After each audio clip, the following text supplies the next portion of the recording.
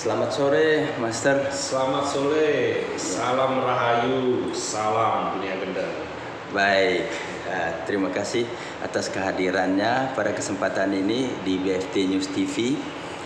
Tentu kami sangat bersukacita karena bisa memenuhi undangan kami untuk bisa mengisi acara di BFT News TV. Tentu sekalian pada kesempatan ini saya ingin dari Master sendiri terkait dengan pemilu yang memang sudah direncanakan sebelumnya. Nah, kira-kira sebelum ini ada tidak pernah dipublikasikan prediksi siapa sosok yang pemenang pemilu? Ya. Oke, salam rahayu.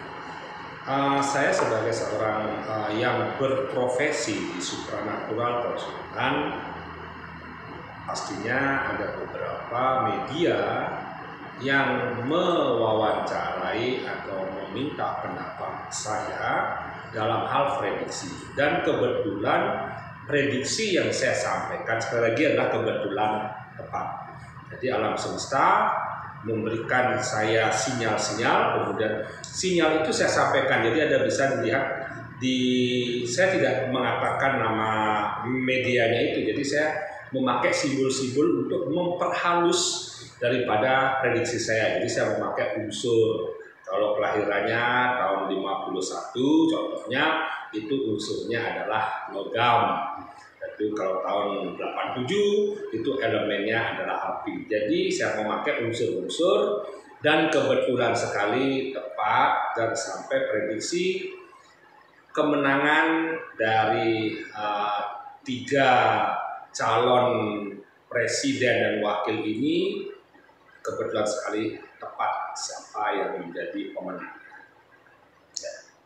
Baik, ini kan sudah kelihatan ada pemenangnya dan pemenang ini tentu hitungannya itu melalui quick count ya. Jadi belum hasil resmi dari KPU. Terlepas dari itu, hingga saat ini kan masih ada protes-protes kalau ada ketidakpuasan dari pasangan nomor 1 dan nomor 3. Kira-kira bagaimana perjuangan mereka ini ke depan? Ya, jadi begini. Memang kan keputusan secara resmi kan belum disampaikan ya, tapi kita harus bisa sudah mulai mengetahuinya daripada hasil-hasil survei-survei atau hasil-hasil yang dilakukan oleh beberapa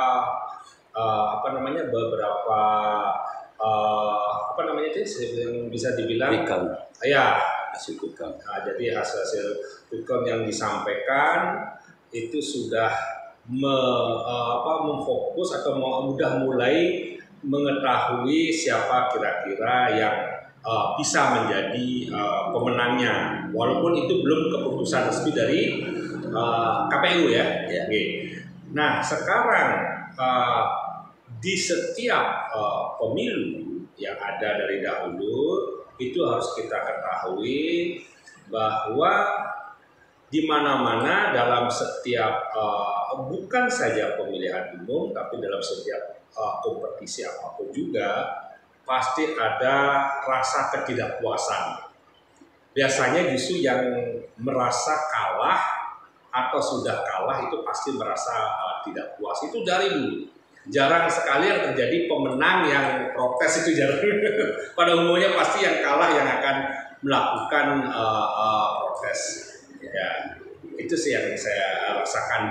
Bukan cuma di ini, jadi semua dalam setiap kompetisi pasti ada ketidakpuasan.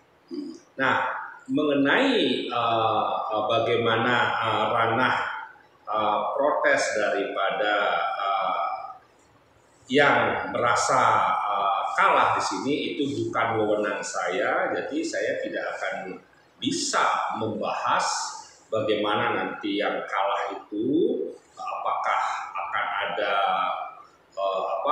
ada penerimaan dengan apa yang menjadi persoalan yang kalah. Saya tidak ke sana ranah dampaknya. Namun kalau saya yang bisa saya hitung bahwa memang harus saya akui pemenang nantinya sepertinya sudah mulai nampak jelas siapa yang akan menjadi pemenang, terutama sebagai Presiden Republik Indonesia. Ya.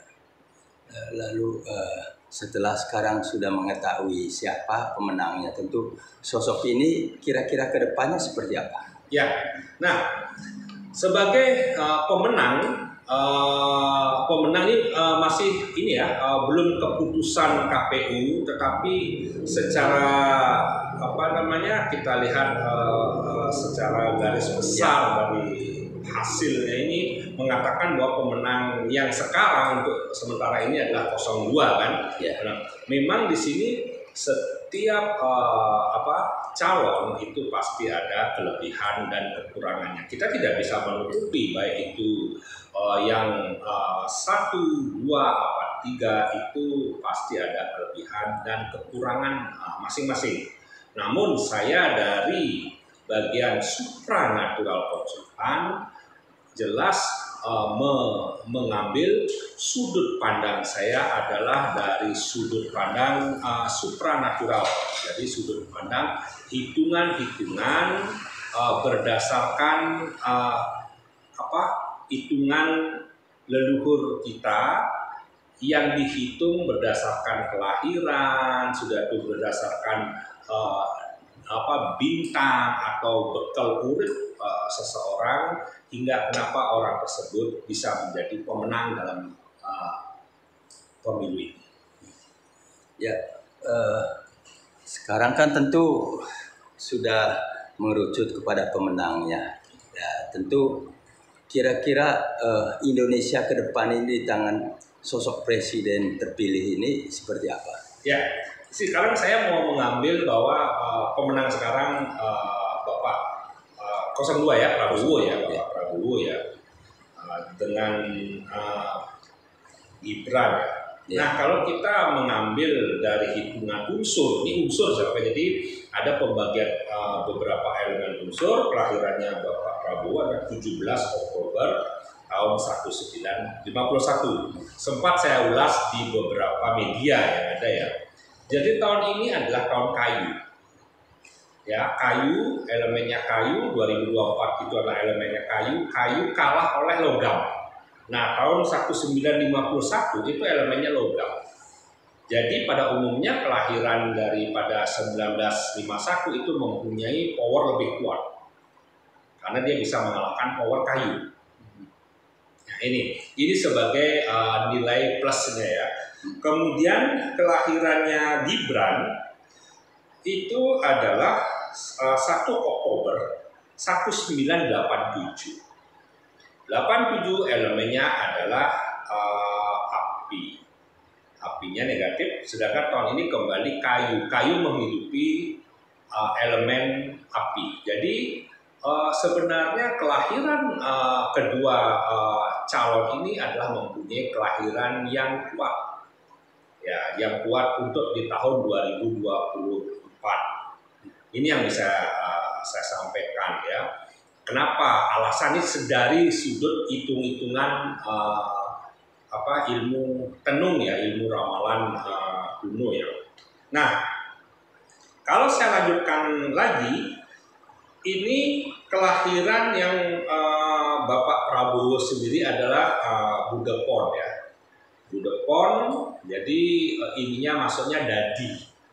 Budepon, dadi, uripnya 14. Uripnya 14, masuknya kemudian di Werspati Humanis itu kelahiran pada Gibran. Jadi pada tanggal 14 Februari waktu mulainya hari pencoblosan itu dari hitungan neptu ya, hitungan hari itu memang hitungannya adalah dewa dan hitungannya lah raja. Jadi ada hitungan dewa, raja, kolopati. Nah, maksudnya hitungannya di dewa dan hitungannya di raja. Jadi kans untuk menang yang nomor 2 ini memang pada saat itu cukup kuat, gitu, cukup kuat dibandingkan daripada yang lainnya berdasarkan hitungan-hitungan power tonan. Nah, sekarang ya, melihat dari dua sosok antara presiden dan wakil presiden ini, kira-kira mereka itu bisa saling mendukung apa tidak dalam menjalankan roda pemerintah? Nah, di sini yang memang pertanyaannya apakah ini pertanyaan agak sedikit sensitif ya, saya katakan. Ya. Ini logam ketemu kayu. Ya. Logam ketemu kayu. Jadi ya saya di sini sebagai warga negara ya, jadi saya di sini netral. Jadi saya hanya memberikan masukan ya. Jadi Bapak Prabowo ini kan elemennya logam. Logam ya, sedangkan Gibran adalah api. Jadi mungkin sebenarnya kita untuk menyatukan sebuah visi dan misi itu pasti saya yakin tujuan beliau ini adalah untuk kemajuan Republik Indonesia. Namun pasti ada hal-hal yang yang prinsip atau sifat-sifat yang mungkin saja bisa terjadi pertentangan. Jadi saya sarankan untuk Bapak Presiden nanti ya, calon menjadi presiden atau wakil presiden itu bisa kembali ke dalam ya, karena kadang-kadang kan pertentangan itu bisa menjadi melebar kalau kita kurang saling memahami watak masing-masing. Jadi kadang-kadang namanya juga kita manusia biasa yang tidak luput dari kelemahan dan kekurangan agar tidak melebar. Jadi fokus saja untuk pembangunan masyarakat Indonesia. Karena kalau dari elemen unsur kayaknya ada beberapa elemen-elemen di dalam diri yang tanda kutip sifat yang mungkin agak sedikit berbeda sifatnya, tetapi sebenarnya bisa sih diatasi hal seperti itu, bisa sesuai dengan kedewasaan. Saya yakin beliau bisa mengatasi perbedaan-perbedaan daripada cara pandang yang tujuannya tentu baik semua. Tadi kan disinggung bahwa kedua sosok terpilih ini, presiden dan wakil presiden, adalah unsurnya bagi Pak Prabowo itu adalah besi, sementara Gibran unsurnya api. Jadi kalau dilihat dari kedua unsur ini kayaknya semuanya sama-sama kuat ya. Jadi kira-kira seperti apa ke depan? Saya hitung andai kata beliau ini memimpin kita semua ya. Memang si Bapak Prabowo elemennya logam dari elemen tahunnya, tetapi elemen kelahirannya atau root numbernya adalah air, ada hitungannya. Lalu kalau Bapak Gibran sendiri, elemen kelahirannya adalah dari unsur adalah api, tapi elemen dari tanggal bulan tahun lahirnya itu adalah logam. Jadi ada hitungan tersendiri. Nah, saya lihat sebenarnya di karakter yang di sini adalah saya sarankan harus bisa dalam arti jangan terlalu kita mengikuti suasana hati, itu yang terpenting. Karena apa? Kadang-kadang kan cara berpikir seseorang juga bisa dipengaruhi oleh bisikan-bisikan, bisikan sekeliling. Nah, kita tidak pernah tahu. Jangan ibaratnya nanti kita melihat itu seperti filsafat buah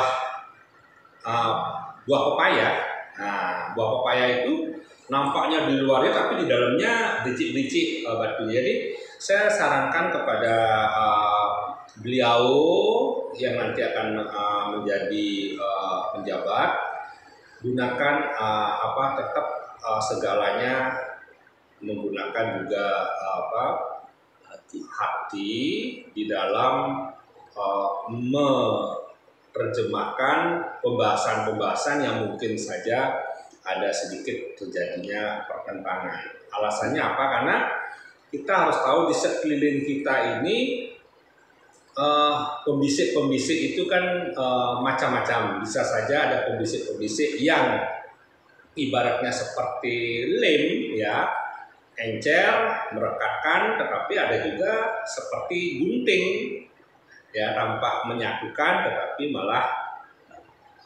memecah belah. Dan karakter juga Mas Gibran, ya, sebagai wakil juga kita kan harus tahu beliau juga masih sangat muda sekali. Jadi dalam hal memahami sesuatu hal itu juga jiwa mudanya, powernya itu juga, apalagi di sini elemennya apinya kuat sekali. Itu yang juga harus dipahami. Werspati hari Kamis, ya, itu Werspati itu kan angkanya 8, kuat banget. Nah, Werspati itu kuat sekali. Lalu Humanis itu kan awal daripada hitungan Pancawara. Jadi namanya kita manusia biasa, kontrol diri, ya, apalagi masih muda, terkadang kan bisa saja ya namanya juga sifat-sifat ya masih muda, bisa lepas masih kontrol, yaitu.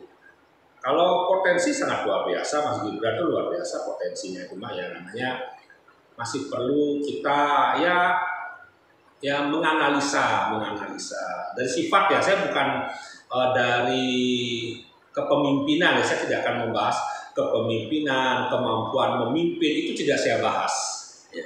Saya tidak bahas, tapi bagaimana sifat sikap kita itu yang harus mulai, terutama di dalam diri itu kan pasti ada watak-watak asli.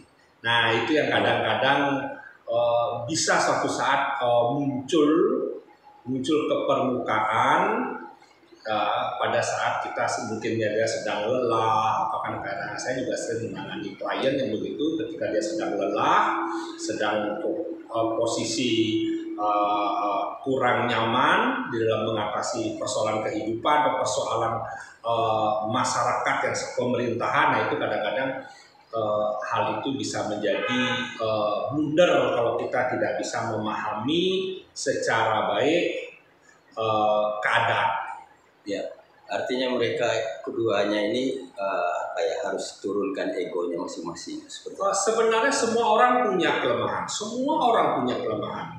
Yang paling bisa adalah bagaimana kita meminimalisir kelemahan tersebut, terutama sifat-sifat di dalam diri kita sebagai seorang manusia. Cukup. Ya, bukankah dengan ego seperti itu nanti akan membuat pemerintahan itu tidak bisa berjalan, karena kedua sosok ini pinginnya mungkin melebihi satu sama lainnya?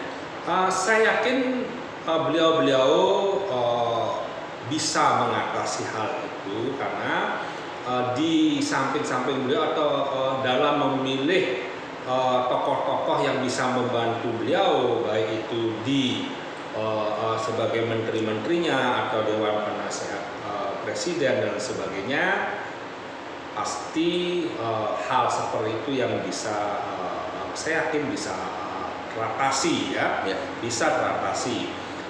Yang perlu diwaspadai adalah kalau dari garis hitungan saya adalah kecemasan ikut campurnya pihak luar, dalam tanda kutip adalah saya tidak akan mengatakan negara-negara mana, cuma perlu diwaspadai ikut campurnya pihak-pihak asing dalam dalam pemerintahan ini, yang mereka pasti membawa kepentingan agenda-agenda kepentingan tersendiri.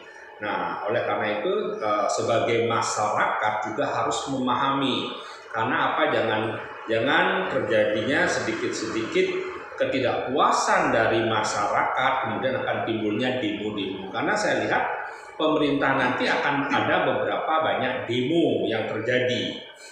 Ya, demo-demo tersebut semoga saja tidak ditunggangi oleh kepentingan-kepentingan yang nampaknya tidak puas dengan pemerintahan ini. Terutama diwaspadai banyaknya mafia, saya bilang mengatakan mafia atau apa yang nantinya mengganggu keadaan kita, terutama dalam kebutuhan pokok masyarakat ini yang sangat perlu diwaspadai sekali, karena sedikit terjadi gejolak di masyarakat, kenaikan bahan pokok di masyarakat itu bisa menimbulkan demo-demo. Dan yang perlu diketahui, kalau dari saya tadi sempat hitung, itu terjadinya demo-demo yang cukup perlu diwaspadai itu adalah di awal pemerintahan bagi yang menang nanti, dan hitungannya adalah 3 artinya 3 tahun setelah pemerintahan ini. Itu yang perlu diwaspadai. Jadi hitungan saya jadi di awal pemerintahan dan 3 tahun setelah pemerintahan ini terjadi.